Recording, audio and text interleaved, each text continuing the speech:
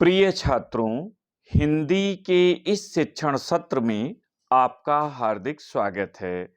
आज हम काव्य खंड के अंतर्गत कबीरदास का साहित्यिक परिचय और रचनाएं देखेंगे। परीक्षा में प्रश्न कुछ इस तरह से आएगा। निम्नलिखित में से किसी एक कवि का साहित्यिक परिचय देते हुए उनकी प्रमुख कृतियों का उल्लेख कीजिए। संत कबीरदास, गोस्वामी तुलसीदास, सूरदास, यानी 3 कवि दिए रहेंगे। किसी एक को आपको चुनना होगा और उनके साहित्यिक परिचय और प्रमुख कृतियों को लिखना होगा। साहित्यिक परिचय के लिए 3 अंक और कृतियों के लिए 2 अंक। इस तरह से इस प्रश्न के लिए कुल 5 अंक निर्धारित हैं। 80 शब्द की सीमा है। तो आइए उत्तर लिखना शुरू करें।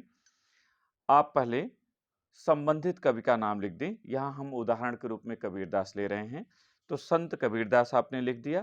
फिर साहित्यिक परिचय हेडिंग डालकर लिखना शुरू करें और इसमें सबसे पहले जीवन परिचय की कुछ पंक्तियां, तत्पश्चात दूसरे पैराग्राफ में साहित्यिक परिचय को जोड़ दें, तो आपका उत्तर पूरा हो जाएगा।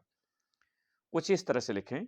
भक्ति काल के ज्ञानाश्रयी शाखा के प्रतिनिधि कवि एवं समाज सुधारक संत कबीरदास का जन्म सन 1398 ईस्वी में काशी में हुआ था। ऐसा कहा जाता है कि इन्हें नीमा और नीरू नामक जुलाहा दंपति ने काशी के लहर तारा नामक तालाब के किनारे पड़े हुए पाया और घर लाकर इनका पालन पोषण किया। इनके पत्नी का नाम लोई, पुत्र कमाल, पुत्री कमाली और गुरु का नाम स्वामी रामानंद था। सन 1518 ईस्वी में मगहर में इनका यह भौतिक शरीर पंचतत्व में विलीन हो गया। ये तो रहा जीवन परिचय का हिस्सा। अब इसके बाद तुरंत दूसरे पैराग्राफ में साहित्यिक परिचय का हिस्सा जोड़ दीजिए। संत कबीरदास निराकार ईश्वर के उपासक थे और उसे राम, कृष्ण, करीम आदि नामों से संबोधित करते थे। वे किसी भी बाह्य आडंबर, कर्मकांड और पूजा पाठ की अपेक्षा सादा जीवन और उच्च विचार को अधिक महत्व देते थे। उन्होंने न केवल हिंदू मुस्लिम एकता पर बल दिया, बल्कि उनके रूढ़िगत विश्वासों एवं धार्मिक कुरीतियों का खुलकर विरोध किया।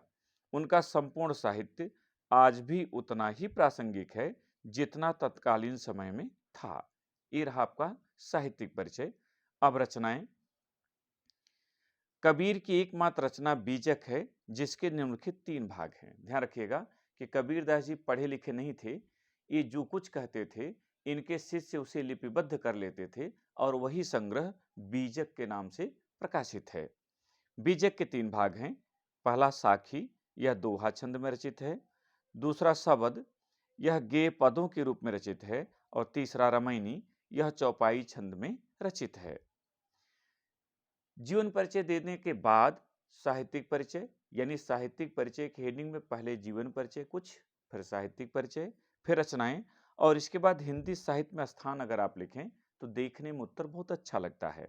इसमें केवल इतना लिखना है, विलक्षण प्रतिभा संपन्न संत कबीरदास का हिंदी साहित्य में अद्वितीय स्थान है। इनके संबंध में कहा गया है, तत्व तत्व कबीरा कही, तुलसी कही अनूठी, बची खुची सूरा कही, और कही सब झूठी।